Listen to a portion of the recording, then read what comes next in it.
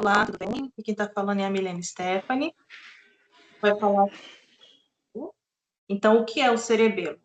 O termo cerebelo significa pequeno cérebro e é uma parte do cérebro que ajuda a coordenar e regular uma ampla gama de funções e processos, tanto no cérebro quanto no corpo. Agora vamos falar sobre as funções do cerebelo, né? Ele atua como o ajustador dos movimentos e da postura corporal. Suas principais funções incluem coordenação motora, equilíbrio e postura, regulação do tônus muscular, organização do ato motor, aprendizado motor também. A coordenação dos movimentos. Ele ajusta e refina movimentos voluntários, garante fluidez e precisão, corrige os erros motores durante a execução. E no equilíbrio e postura, recebe informações vestibulares, visuais e proprioceptivas, mantém a postura corporal e ajuda na estabilidade durante o movimento. Olá, eu sou o Davi Alves. Quanto à organização do tônus e da musculação, ele ajuda a controlar a tensão dos músculos em repouso ou em ação. Por exemplo, quando você está sentado com a coluna reta. Ajuda na organização do ato motor, ajuda no planejamento e na sequência de movimentos, por exemplo, em um passo de dança.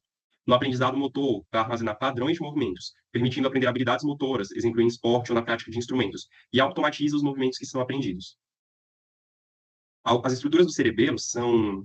Ele é dividido em dois hemisférios, o hemisfério direito e o hemisfério esquerdo, e esses hemisférios são divididos em lobos. O lobo anterior, o lobo posterior e o lobo flóculo nodular. Esses lobos eles são divididos entre si por fissuras, enquanto no cérebro são divididos por giros e sulcos, no cerebelo são divididos por fissuras. A fissura primária separa o lobo anterior do posterior, a fissura posterolateral separa o lobo posterior do lobo flóculo-nodular, e a fissura horizontal, a maior delas e mais profunda, ela divide o cerebelo entre a porção superior e a porção inferior. E entre os dois hemisférios do cerebelo, a gente tem o vermes. Olá, meu nome é Suzana Cristina Gasólogo Taldo, né, e eu vou estar falando sobre os 4 núcleos mais profundos do cerebelo, né, que são responsáveis por transmitir as informações para outras partes do sistema nervoso. A gente tem como um dos núcleos o fastigial, né, que fica mais próximo da linha média. Ele está ligado ao controle do equilíbrio e da postura. Ele recebe informações e se comunica com os núcleos vestibulares do tronco encéfalo, né. O núcleo globuloso e o núcleo emboliforme são 2 núcleos que juntos formam um núcleo interpostos. São relacionados principalmente ao controle de atividades motoras do músculo dos membros, né? E recebem informação da parte intermediária do hemisfério cerebral e ajudam a ajustes finos dos movimentos. E, por último, temos o núcleo denteado, né? Que é a maior e mais lateral dos núcleos. Ele está ligado ao planejamento, à coordenação e ao início do movimento voluntários, especialmente os mais complexos. Ele recebe informações da parte lateral dos hemisférios cerebrais. Agora a gente vai falar sobre os pedúnculos cerebelares, tá? São estruturas essenciais de comunicação do cerebelo com outras partes do sistema nervoso. São 3 pares de feixes de fibras nervosas, têm função de conectar o cerebelo ao tronco encefálico, são essenciais para a coordenação motora e equilíbrio. São os tipos superior, médio e inferior. Agora eu vou explicar sobre os pedúnculos, né? O superior, pedúnculo cerebelar superior, conecta o cerebelo ao mesencéfalo, composto principalmente por fibras eferentes que saem do cerebelo para o córtex e o tálamo.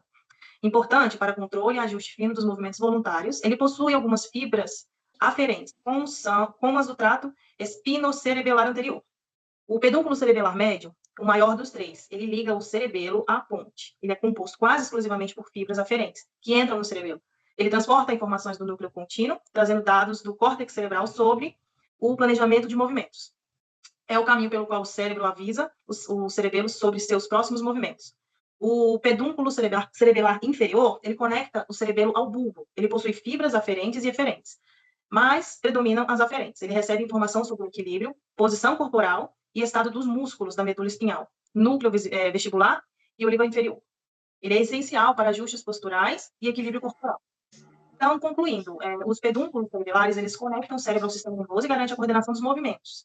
O superior é mais eferente, ele controla os movimentos, o médio aferente, recebe dados da fonte, e o inferior, informação sobre equilíbrio e postura. Sem essas conexões, o cerebelo não conseguiria coordenar os movimentos.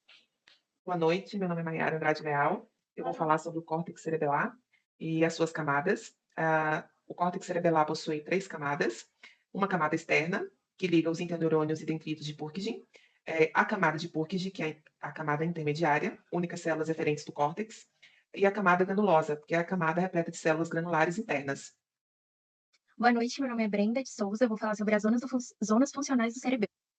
A gente tem a vestíbulo cerebelo, que ela corresponde ao lobo flóculo-nodular e está envolvida no equilíbrio e no movimento ocular.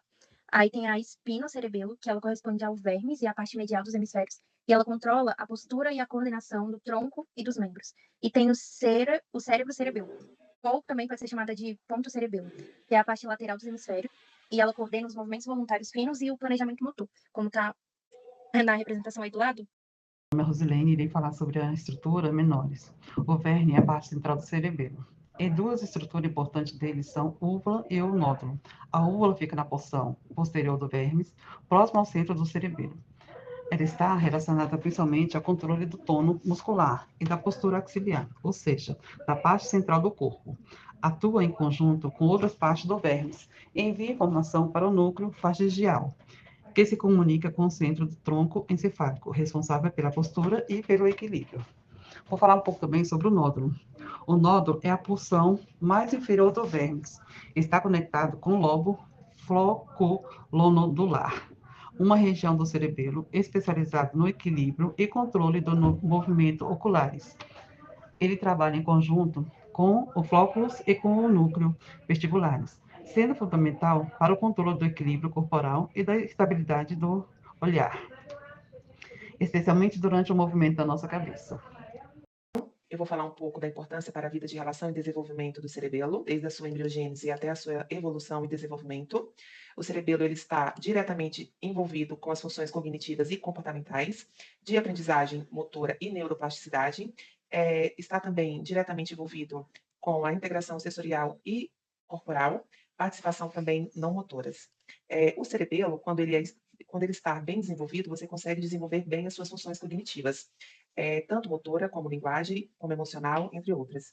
Há estudos que indicam que um cerebelo com uma formação, ele pode ter distúrbios de neurodesenvolvimento, e há estudos também, não há 100% de certezas, mas há estudos de casos como autismo e transtorno de déficit de atenção e hiperatividade ligado a neurodesenvolvimento a um má neurodesenvolvimento do cerebelo. Ele está ligado, como já mencionado antes, à aprendizagem motora e neuroplasticidade. Ele participa adaptando-se a novas experiências e aprendizados ao longo da vida. Ou seja, o cerebelo ele é totalmente adaptável a novas expressões, a novos aprendizados, a novas funções cognitivas ao longo da vida. Vou falar um pouco das curiosidades do cerebelo. A gente separou 5, mas são várias, né? A primeira é que ele é pequeno em tamanho, mas ele é gigante em neurônios, né? Embora ele represente só 10% do volume total do cérebro, o cerebelo ele contém 50% dos neurônios cerebrais. Meu nome é Rosilene Barros. Vou falar um pouco sobre a curiosidade, duas curiosidades do cerebelo.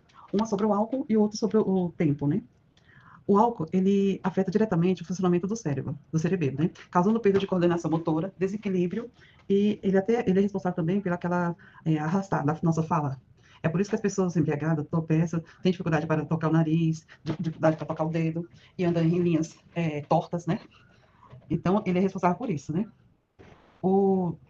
E vou falar também sobre a influência na percepção do tempo. O cerebelo, participa da percepção do tempo, ajudando a sincronização movimentar e fazer as ações. Ela atua como um tipo de relógio interno, ajudando o cérebro a calcular intervalos de tempo muito curto. Isso é essencial, por exemplo, para tocar um instrumento musical, para pegar um objeto no chão. Essa parte é essencial. Ele é que faz essa parte, né? Bom, eu vou sobre a capacidade de adaptação, que o cerebelo ele pode se adaptar e compensar parcialmente danos, né? Permitindo que outras áreas do cérebro assumam algumas de suas funções. É como se, após um AVC, por exemplo, no cerebelo, a pessoa pode ter dificuldades motoras, mas com o tempo e a reabilitação, outras áreas do cérebro assumem a parte das funções perdidas. Isso mostra a capacidade, né, do cerebelo e do cérebro de se adaptar e de compensar danos por meio da neuroplasticidade, que as meninas já comentaram. Também tem a importância em outras espécies. Eu acho que isso é muito comum, né? É uma curiosidade muito comum, que eu acho que o povo sabe. Que os animais, como os pássaros e os peixes, eles têm o cerebelo proporcionalmente maior do que os seres humanos, que refletem nas suas necessidades motoras e complexas. E concluindo, essas são as referências para o nosso trabalho, e assim concluímos todas as funções e estruturas do cerebelo. Muito obrigado.